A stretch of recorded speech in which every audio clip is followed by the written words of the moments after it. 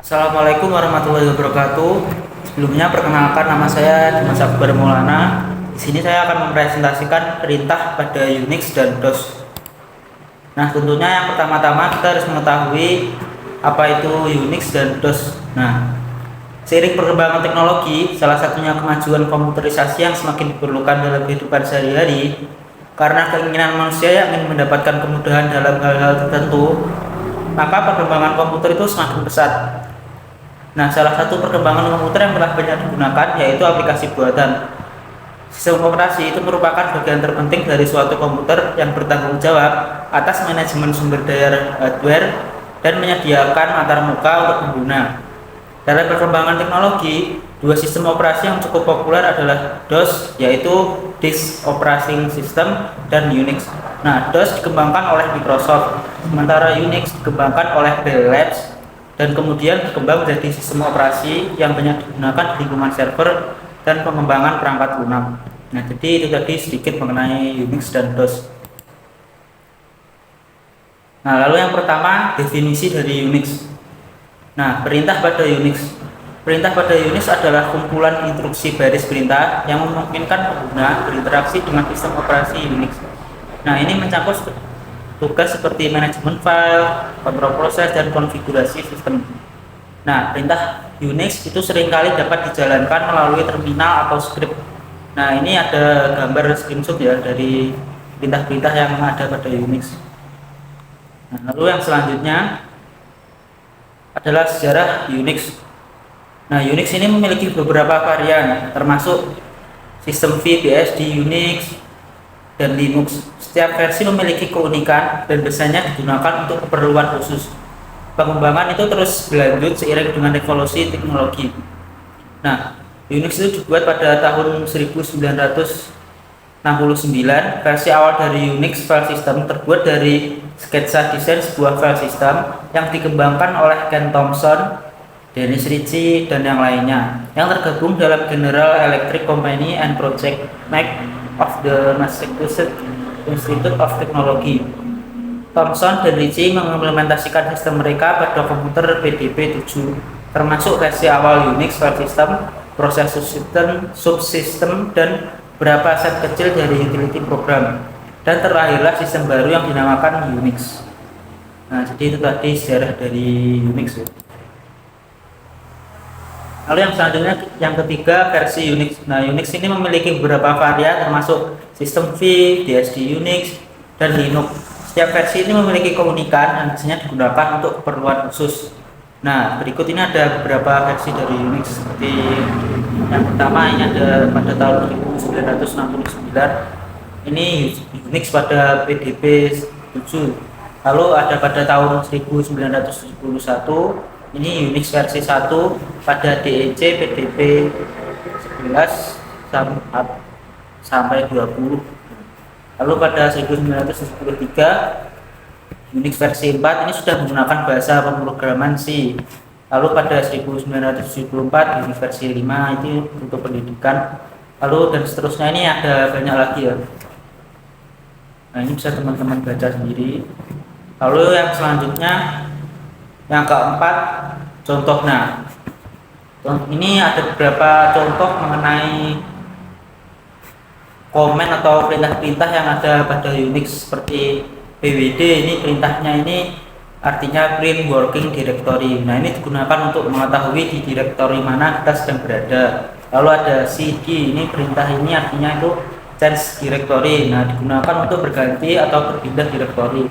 Lalu ada ls. Perintah ini artinya list. Nah, ini digunakan untuk melihat semua file dan folder dalam directory di mana kita sedang berada. Lalu ada mkdir. Nah, perintah ini artinya make directory. Nah, ini digunakan untuk membuat directory atau folder baru. Nah, jadi itu tadi beberapa ya contoh program-program yang ada pada Unix. Ini bisa teman-teman cari juga karena banyak sekali program atau perintah-perintah komen yang ada pada Unix. Lalu tentunya kita juga harus mengetahui karakteristik yang ada pada Unix. Nah, yang pertama ini ada A, lingkungan berbasis teks. Nah, ini ada command line interface CLI. Nah, Unix ini menggunakan CLI sebagai antarmuka pengguna, memungkinkan pengguna berinteraksi dengan sistem melalui baris perintah. Lalu ada shell. Nah, Unix ini memiliki berbagai shell seperti CSH, bash, dan lain-lain. Nah, yang memungkinkan pengguna menyesuaikan lingkungan kerja yang sesuai dengan preferensi mereka. Lalu yang kedua ini ada sistem multitasking dan multi-user. Nah, multitasking ini Unix mendukung eksekusi beberapa tugas secara bersamaan sehingga meningkatkan efisiensi sistem. Lalu multi-user. Nah, multi-user Unix itu dapat menangani beberapa pengguna yang mengakses secara bersamaan dengan memberikan hak akses yang sesuai, jadi bisa digunakan oleh banyak user. Lalu yang ketiga, yang C ini struktur hierarkis file system. Nah, struktur direktori. Nah, Unix menggunakan struktur direktori hierarkis yang memungkinkan untuk memudahkan pengelolaan file dan direktori. Lalu patch name. Nah, Unix menggunakan patch name untuk menentukan lokasi file atau di direktori di dalam sistem. Lalu yang selanjutnya setelah karakteristik pada perintah, ini ada kelebihan dan kekurangan Unix. Nah, yang pertama untuk kelebihan Unix. Nah, yang pertama kelebihan dari Unix itu mendukung multitasking dan multi-user seperti yang tadi sudah saya jelaskan di karakteristik. Lalu yang kedua, lingkungan pengembangannya itu kuat. Lalu yang ketiga, kinerja tinggi dan stabil. Lalu untuk kekurangan pada Unix, yang pertama memiliki kurva belajar yang tinggi, jadi harus banyak-banyak belajar apabila menggunakan Unix. Selanjutnya, konsumsi sumber daya yang lebih tinggi, jadi ini membutuhkan sumber daya yang tinggi. Nah, lalu selanjutnya kita akan masuk dalam DOS. Nah, tentunya kita harus tahu dulu definisi dari DOS. Nah, perintah pada DOS adalah serangkaian instruksi baris perintah yang memungkinkan pengguna berinteraksi dengan sistem operasi DOS. Nah, DOS dikembangkan oleh Microsoft menjadi standar untuk komputer IBM PC pada tahun 1981. Command prompt. Perintah pada DOS merupakan perintah atau komen yang dijalankan pada sistem operasi DOS. Nah, seperti ini screenshot dari sistem operasi DOS ya. Nah, tentunya kita harus, yang kedua itu harus mengetahui sejarah dari DOS. Nah, DOS ini mendominasi pasar komputer pribadi pada tahun 1980-an dan 1990-an. Nah, MS-DOS dan PC-DOS menjadi sangat populer, namun perlahan-lahan digantikan oleh sistem operasi berbasis GUI seperti Windows. Nah, pada pertengahan tahun 1980, nah itu tim Peterson membuat sistem operasi yang dinamakan DOS yang merupakan cikal bakal MS-DOS. MS-DOS pertama kali digunakan pada PC-DOS 1.0 yang dikeluarkan pertama kali oleh IBM dan menjadi PC pertama yang dibuat oleh IBM pada musim gugur pada 1981. Nah, IBM seperti Compaq, Columbia, dan yang lainnya, MS-DOS versi 1.0 pun tidak lagi digunakan. Nah, MS-DOS versi 2.0 pun dirilis pada bulan Maret tahun 1983 dan mengalami banyak peningkatan dari versi sebelumnya, seperti mendukung disket yang memiliki kapasitas besar, mendukung penggunaan shell, dan yang lainnya. MS-DOS versi 2.25 ini rilis pada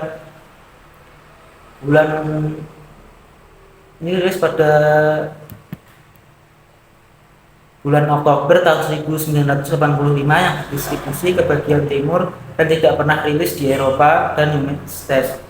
Nah, MS-DOS versi 4 pun rilis pada tahun 1988 dengan meningkatkan visual shell dan mendukung file system yang lebih besar.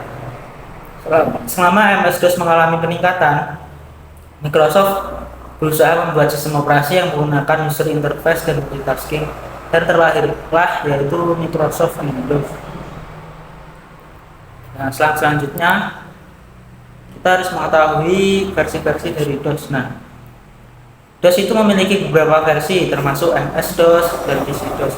Perkembangan DOS secara signifikan berhenti setelah munculnya Windows yang menyatukan antarmuka grafis dan fungsi fungsionalitas DOS. Nah, ini ada beberapa seperti yang pertama MS-DOS 1.0. Nah, ini pada tahun 1991 sistem operasi pertama pada IBM PC. Lalu ada MS-DOS 1.1, ini lebih banyak didistribusikan oleh OEMS dibandingkan IBM. Nah, lalu ada MS-DOS 1.25, ini perbaikan pada beberapa bug. Lalu dan masih ada banyak lagi ini versi-versi dari DOS, bisa teman-teman baca atau mungkin teman-teman juga bisa browsing sendiri di internet. Lalu yang selanjutnya adalah contoh-contoh yang perintah yang ada pada DOS ya. Ini seperti chdir atau cd, nah yang artinya change directory, ini untuk pindah directory. Lalu ada cls yang artinya clear screen, untuk menghapus atau mengosongkan semua teks yang ada di layar. Lalu ada del yang artinya delete. Nah, ini untuk menghapus file atau beberapa file yang dinyatakan akan dihapus. Lalu ada mkdir atau md yang artinya make directory, yaitu untuk membuat suatu directory atau folder. Lalu ada prom. Nah, ini prom ini digunakan untuk mengubah prom yang digunakan di MS-DOS. Lalu masih ada banyak lagi ya perintah-perintah yang ada pada DOS ini. Lalu kita akan masuk pada karakteristik perintah pada DOS. Yang pertama adalah antarmuka pengguna berbasis teks. Nah, antarmuka pengguna berbasis teks. Nah, yang pertama itu ada command prompt. Nah, DOS itu juga menggunakan antarmuka berbasis teks, diwakili oleh command prompt yang memungkinkan pengguna untuk memasukkan perintah seperti yang baru kita lihat tadi, itu perintah-perintahnya seperti itu. Lalu ada batch processing. Nah, DOS ini mendukung file batch untuk mengeksekusi serangkaian perintah sekaligus, jadi bisa beberapa perintah gitu ya. Lalu yang B ini adalah lingkungan single user. Nah, jadi DOS itu single user. DOS pada awalnya dirancang untuk digunakan oleh satu pengguna pada satu waktu, jadi untuk satu user saja. Lalu sederhana dan ramah pengguna. DOS ini memiliki antarmuka yang sederhana, memudahkan pengguna awal untuk beradaptasi. Lalu yang C, file system yang sederhana. Nah, file allocation table atau FAT. Nah, DOS itu menggunakan FAT untuk mengelola file dan directory. Terus drive letters. Nah, DOS itu mengidentifikasi drive dengan huruf C, G, dan masih banyak lagi. Nah, mempermudahkan pengguna drive yang berbeda. Lalu yang selanjutnya setelah karakteristik perintah pada DOS sudah kita pelajari, yang selanjutnya kita akan masuk pada kelebihan dan kekurangan DOS. Nah, yang pertama, untuk kelebihan dari DOS itu sederhana dan mudah dipahami. Lalu yang kedua, itu memiliki dukungan yang baik untuk perangkat keras. Jadi ini sangat baik untuk perangkat keras ya dukungannya. Lalu cocok untuk tugas-tugas sederhana. Jadi ini untuk tugas-tugas yang sangat sederhana itu enak untuk menggunakan DOS. Lalu kekurangan DOS yang pertama itu terbatas dalam multitasking dan multi user. Jadi ini hanya digunakan pada single user ya, atau satu user saja. Yang kedua, ini terbatas dalam kapasitas memori dan file. Nah, jadi terbatas dalam memori dan kapasitas terbatas dalam kapasitas memori dan file. Nah, jadi kesimpulan dari perintah pada Unix dan DOS ini adalah dua sistem operasi yang telah memainkan peran kunci dalam perkembangan komputasi. Nah, dengan memahami definisi, sejarah, versi, dan contoh perintah, tentunya kita dapat menghargai peran keduanya dalam memahami dan mengelola sistem komputer. Dapat disimpulkan Unix banyak digunakan dalam lingkungan server, pengembangan perangkat lunak, dan DOS masih digunakan di dalam aplikasi tertentu, terutama pada sistem yang memerlukan kesederhanaan dan dukungan perangkat keras yang lebih lama. Jadi itu kesimpulan pada perintah Unix dan DOS. Nah, jadi cukup sekian presentasi dari saya, kurang lebihnya mohon maaf. Wassalamualaikum warahmatullahi wabarakatuh.